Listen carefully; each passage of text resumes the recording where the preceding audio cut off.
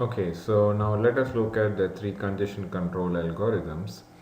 So the first one is additive increase, multiplicative decrease.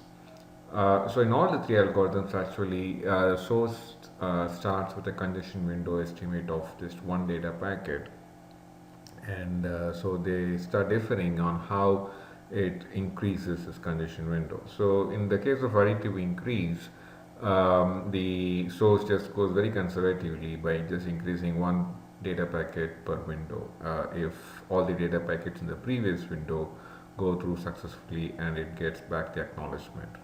So, and to begin with, it sends one data packet and waits for the acknowledgement to come, and one after the acknowledgement comes, it increases its congestion window by one more data packet, so it sends two data packets now in the next window, and waits for the acknowledgement. So after the two acknowledgement packets come back, it sends three data packets in the next round trip time or window, both mean the same here, and then waits for the acknowledgements to come and so on. So it increases the congestion window size by one. Now, how long it can keep going until it can keep increasing by one until by one data packet until there is a packet drop. So when there's a packet drop, the congestion window size is reduced to half of its previous value, and then it again starts doing additive increase. So again, until there's a packet drop, the additive increase is done, and once there's a packet drop, again you reduce the congestion window size to half of the value that you had before, and again increase additively and so on. So you keep doing like this, so eventually you would estimate a congestion window, so you don't you kind of stabilize. You don't really need to keep on increasing and decreasing. But if the traffic in the internet keeps on varying, it could be that you will have this way of increasing, decreasing, and so on. Okay. Alright, so that is additive increase. Now it's called multiplicative decrease because once there's a packet drop, you reduce the congestion window size by half. So again, it is a conservative approach. You don't want to increase congestion by continuing to send or just reducing by one packet. So even though you increase the congestion window by one packet, if all the packets in the previous window make it to the destination, you do an additive increase. But when there's a packet drop, you do not do something like a decrease by one. Instead, you do what is called a decrease by half. That means half of the previous size. So that is why it's called multiplicative decrease. So you decrease drastically, but again just half of the previous window, and then we increase additively by one data packet. Okay, so that is additive increase, multiplicative decrease. Now the second one is the slow start algorithm, where again you start with one data packet. If it makes to the destination and you get back the acknowledgement, you double the congestion window size. So now you send two data packets. So again, if it goes through and you get back the acknowledgement, you then double. So instead of now two, you send four data packets. And once you get the acknowledgement for all the four, you double. So that means you're going to send eight data packets. Now it's a kind of exponential increase because you just keep increasing, doubling the congestion window size until there's a packet drop. Now when there's a packet drop, what you do is you just go down all the way to one data packet, and then again you do an exponential increase. Now until what value you do an exponential increase. So when you experience a packet drop at a particular congestion window size, you note down what is called a congestion threshold, which is half of this current congestion window size.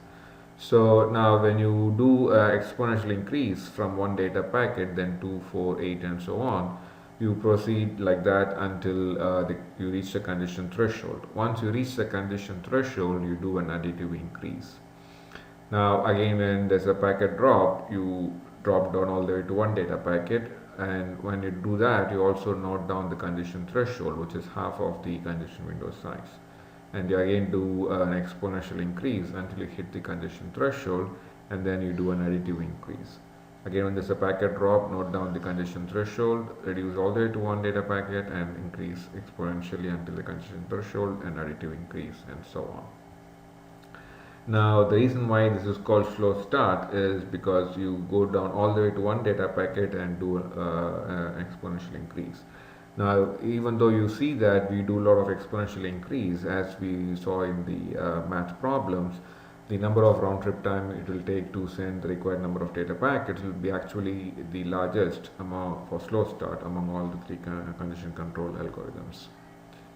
Okay, so that is why it is a justification that this we call slow start, because you go all the way to one data packet when there is a packet drop. Now, this fast recovery will bring the best of the two of both slow start as well as additive increase, multiplicative decrease.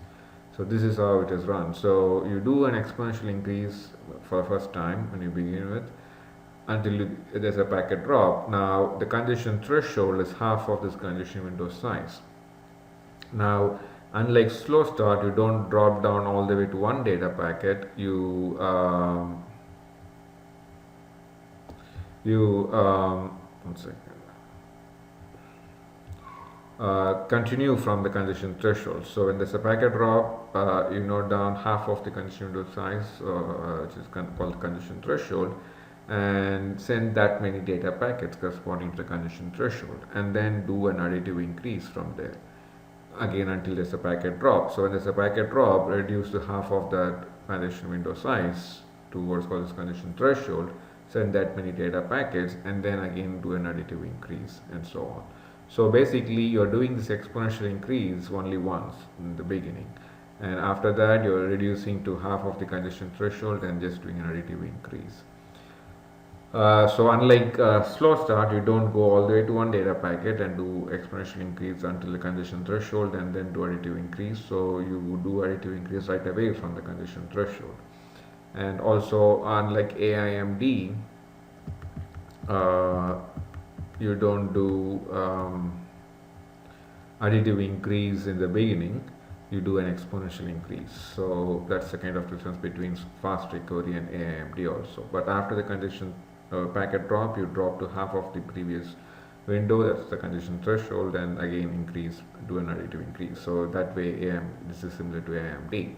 So the difference is in the first part where you do an exponential increase here for fast recovery, whereas in AIMD you do an additive increase.